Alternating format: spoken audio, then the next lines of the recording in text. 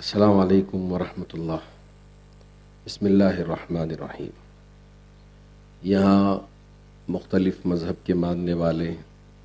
اور ہمارے شانتی نگر کے MLA جناب حارث صاحب اور دیگر تشریف فرما برادران وطن،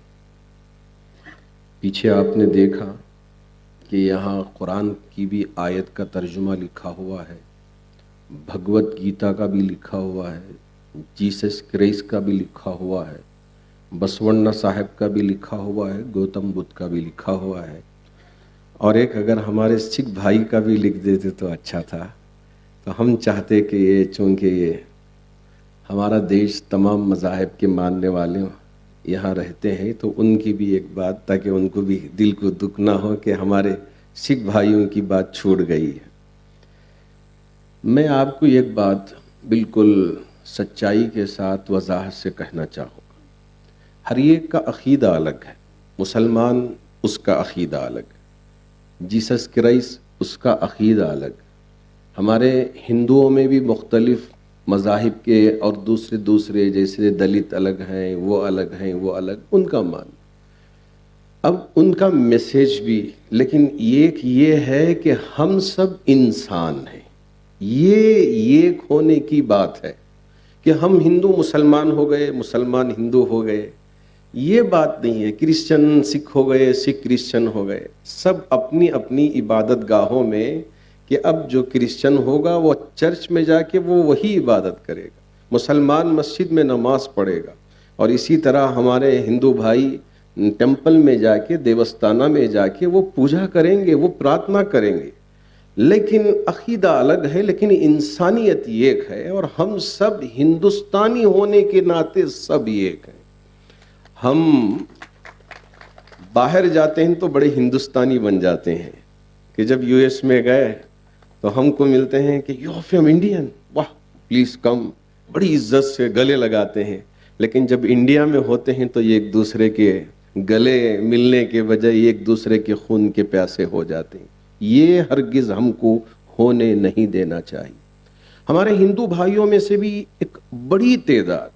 اسی طرح مسلمانوں میں بھی ایک بڑی تعداد، اور اسی طرح دوسرے مذاہب میں بھی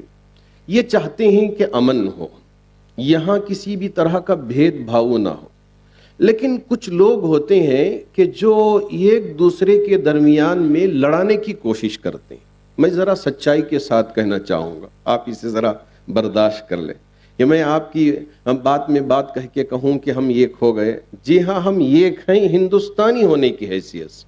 پہلے کیا کرتے تھے لڑانے کے لیے؟ مسجد کے پاس یہ جو ناپاک جانور پگ ہے اس کا گوشت اور خون لا کے ڈال دیتے۔ اب دیکھیے لڑاتے کہ دیکھو خون پڑ گیا ہے، گوشت پڑ گیا ہے، مسلمان نوجوان جذبے میں آئے، چلو کون ہے پکڑو۔ اب پولیس اسٹیشن اب اس کے پاس ایسا ہے کہ اچانک جا کے کسی کو پکڑ کے اندر کر دے، بیچارے کو معلوم بھی نہیں رہتا۔ اب ویسے ہی مندر کے پاس گائے کا گوشت ڈال دیتے، خون ڈال دیتے، دیکھیے مندر کے پاس گائے کا گوشت پڑ گیا، خون کس نے؟ یہ مسلمانوں نے کیا ہے، چلو مسلمانوں کو مارو۔ اب نیا کیا شروع کیا ہے کہ یہ بناتے ہیں کہ کبھی پرافٹ کے بارے میں، کبھی پرافٹ کی وائف کے بارے میں، یا کبھی دوسرے جو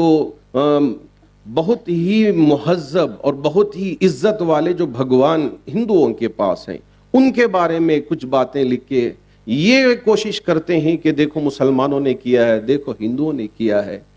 میں اب یہ کہنا چاہوں گا کہ یہ چیزیں بھی لے کر جو لڑائی کے لیے کوشش کر رہے ہیں ان کو بھی ہمارا میسیج پہنچنا چاہیے کہ اب ہم ہندو مسلمان ایسے ایک ہو کر ہم کبھی اس طرح ان کی باتوں میں آ کے روڈ پہ آ کے غلاٹہ کرنے والے نہیں۔ اگر ایسا ہوا، ہاں یہ غلطی ہے، اگر ایسا ہوا تو ہم کو کیا کرنا چاہیے؟ یہ ہم کو سب سے پہلے سب مل کے سوچنا ہے کہ کرنا کیا ہے، کہ قانون کو سب سے پہلے ہم کو ہاتھ میں لینا نہیں ہے، قانون کو ہاتھ میں لینا نہیں ہے۔ یہ رپورٹ لکھانے کے لیے اگر کچھ اس طرح کی ویڈیو آ گئی کہ جی ہاں FIR کرانا چاہتے ہیں یا کچھ کرانا چاہتے ہیں تو 2-4 لوگ جا کے FIR کرا دیں، اب اس کے پاس اس کے بعد ڈپارٹمنٹ ہے، ڈپارٹمنٹ پورا کام کرے گا۔ لیکن ہم FIR کرانے کے لیے بھیڑ کی شکل میں جائیں، 4000 2000 5000، پھر اس کے بعد اس میں سے کون کیا کرے گا پتہ نہیں ہے، پھر بدنامی ہوگی تو ہمارے ہندوستان کی بدنامی ہوگی۔ اس لیے ہم چاہتے ہیں کہ ہم سب مل کے بات کریں، کچھ اصول بنائیں کہ اور ہماری یہاں یونائٹی ہو، سوامی جیز کے اندر بھی اور فادرز کے اندر بھی، علماء کے اندر بھی اور ہمارے گرو صاحبان کے اندر بھی،